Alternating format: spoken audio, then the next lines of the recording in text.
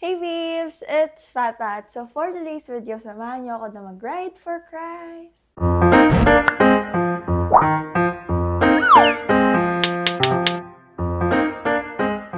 Nagising ko lang guys, time check, it's already 3:30 AM. Sa aga! Pero ganun talaga kasi mainit at traffic sa Pilipinas. So kung hindi kayo mag-start ng early, talaga naman hindi magiging enjoy ang ride niyo.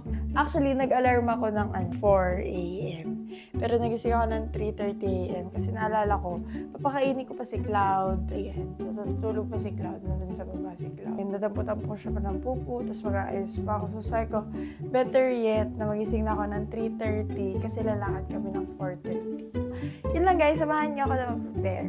Guys, so nag-aayos ako ngayon. Andiyan na si Bon, sobrang aga niya. Well, on time siya. Pero kasi laging late yun.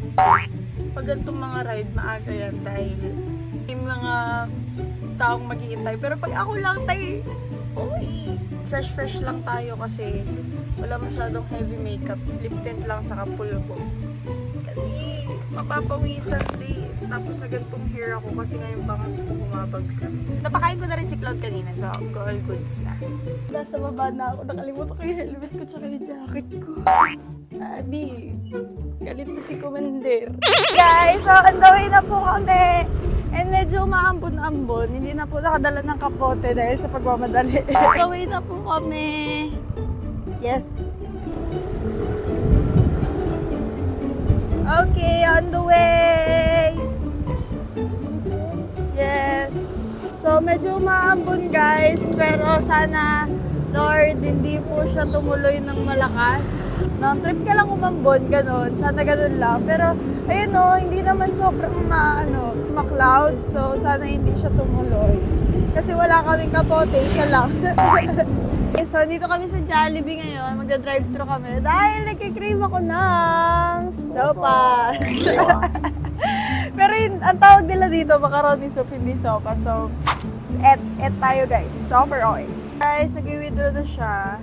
Yan, dito kami malapit sa kanila. And ako, tinali ko na yung nandito sa likod ko. So, ito kayo yung situation. Para komportable ako sa biyahe. Kasi nga matagal yung biyahe. So, ayan. Nasa Petron kami, nagpapagas. Hey! Mahangin naman siya, guys. So, pagka napapanood ko nila Tito, tsaka nila Mav, tsaka nila Kuya Ayon, siya po yung dahilan ko bakit kami late, ha? Siya. Hindi. So, medyo maambon-ambon, guys. Nakikita niyo. Pero okay na yan. At least hindi ulan. Naghanap siya currently na mag-assist. Kasi imbis na malagyan na hangin yung gulong niya, natanggal lahat. Ayan siya guys. Ay! Boss, sabi niya. Nawalan na hangin yung gulong ko eh. Bakit gano'n naman yung yung machine nyo? Kung bakit po kami late? Ay, dahil nagawa po.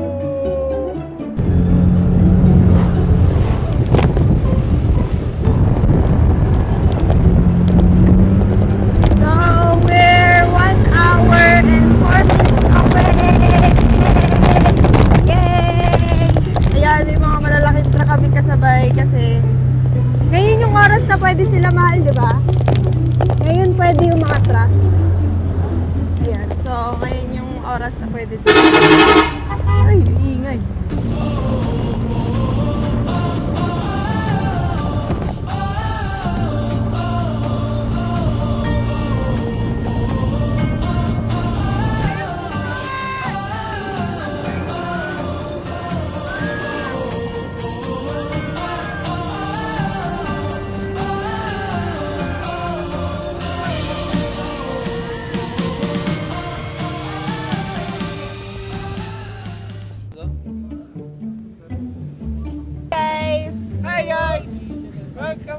So yung buko, alam ko na ganito yung mangyayari sa buko.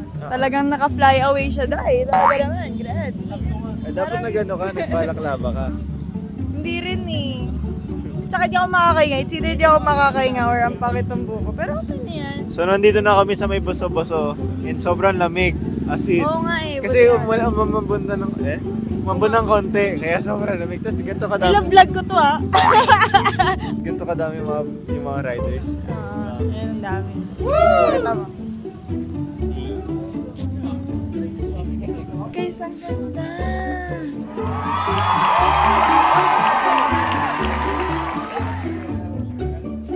Hintay kami ng other riders. Wow, ang ganda talaga ng likod ko.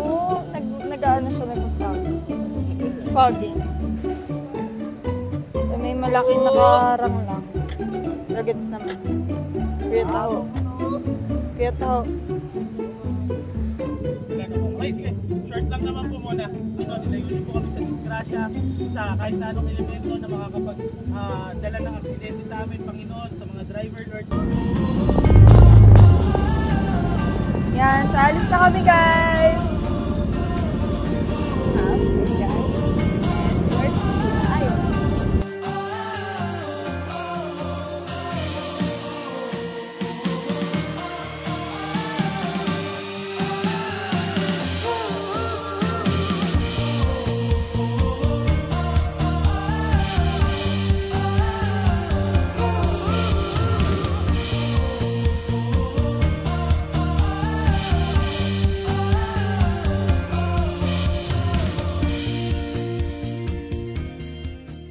Nandito na kami guys sa aming location. So ito ay, ano to? Crosswinds Tanay. So kami yung first 5 na pumunta dito. And at least medyo okay naman yung buko. Tinali ko siya kasi pagka natatapos siyang itali talaga nagiging ganun. Tingnan natin mamaya kung okay siya. So dumadating na isa-isa sila. And here, habang siya. Ay, si Balami. Vlogger! May registration tayo. Tapos si Tito. Tara mo, lahat kami ganito yung design. Tapos kanya lang yung ganyan. So, nagdano kami ng mga names and nag-iintay kami ng iba. So, kakain na kami guys! Ito na lahat! So guys, parang yung total nung naging parang attendees is parang nasa 90. So, medyo madami-dami kami, praise God. And ayun, kakain na kami. So meron tayong bangus. Hindi ko alam kung ano to. Para sa tapa, pero sabi ni Love ay corned beef daw to. So hindi ko alam. So, tapos may egg.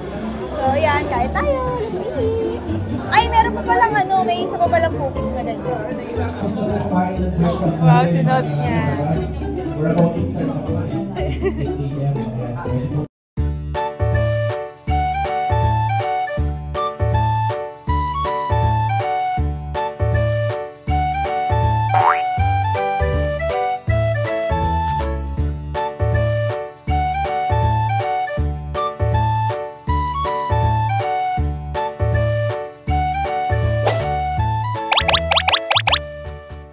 So, nag-session lang kami and mag-group photo na kami. Wala ko masyadong napakita kasi nga parang ang daming nga ginawa na discussion. Pero ayun, yun nangyari. And then, mag-photo lang kami sa labas.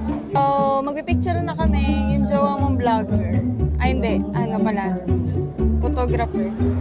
So, pupunta na kami doon and mag-picture tayo. And may surprise tayo kasi ang dami yung motorcycles.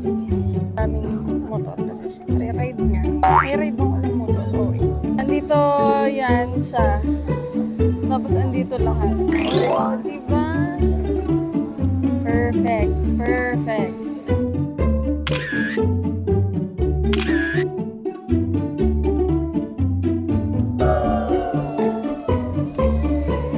Tapos na kami guys kumain and mag-discussion. Kapag-picture na rin kami and wala na masyadong gagawin. So baka umuwi na rin dahil medyo mainit-init na. Actually mainit siya dahil sa araw. Pero yung singaw niya, hindi maalinsangan. So hindi siya maalinsangan. So dry din yung air niya kasi nga malamig. Okay, so ngayon naghihintay lang kami kasi yung parking namin is parang nandito siya sa may dulo.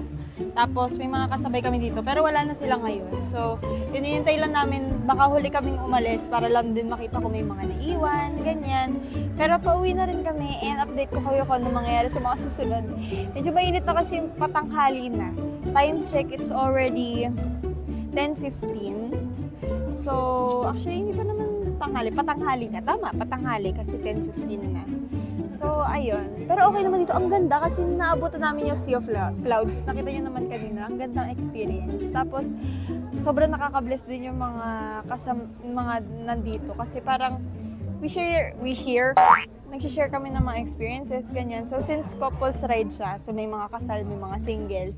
So, tapos nagkaroon din ng breakout session na mga lalaki lang, tapos mga babae, tapos how can you improve, ganyan. So, magandang experience siya, guys. So, if nagra-ride din kayo or kasama niyo mga jowa nyo or mga asawa nyo, pwede rin kayo sumama next time. So, pwede kayo mag-abang sa search nyo na lang Ride for Christ. Mga updates kung kailan yung susunod na ride, ganyan, mga schedules, ganyan. So, it's a 10 out of 10 for me.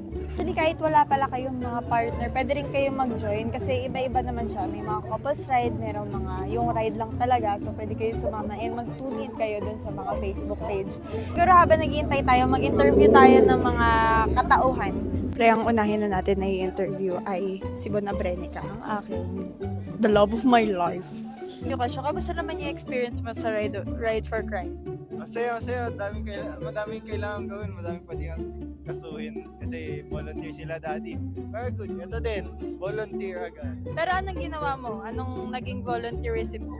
Ako taga documentation, video and photo to edit later. Yan. So, kamusta naman?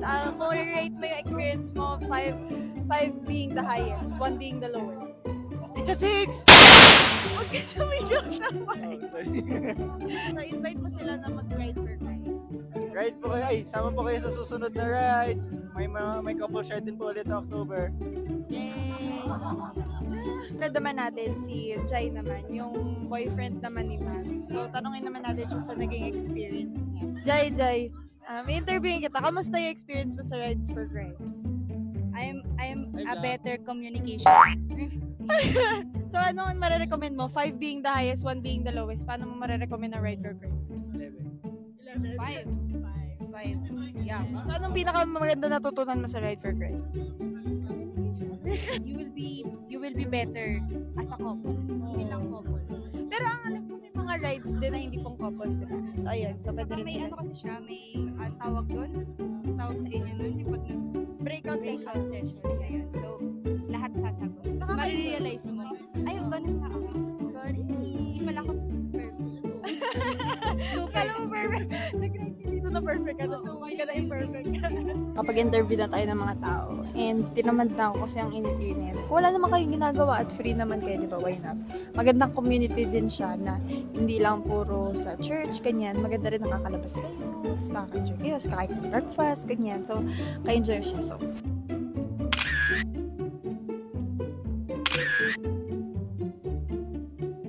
so guys, so uwi na kami, pupunta muna kami kila Bon and magbabanding kami doon. Pero yun, uwi na kami, nag-uwian na rin yung mga tao dito. Time check, it's already 11, so we've been here for a couple of hours na and we had so much fun. So ayun, kahit very short lang yung vlog, I hope nakabuo ako ng 12 minutes, 15 minutes. And sana sa mga nanonood dyan na nag-ride, tara na ha! Thank you guys so much for watching. Don't forget to leave a like, leave a comment, and hit the subscribe button below. That's a wrap. Batman sends good vibes your way. Bye!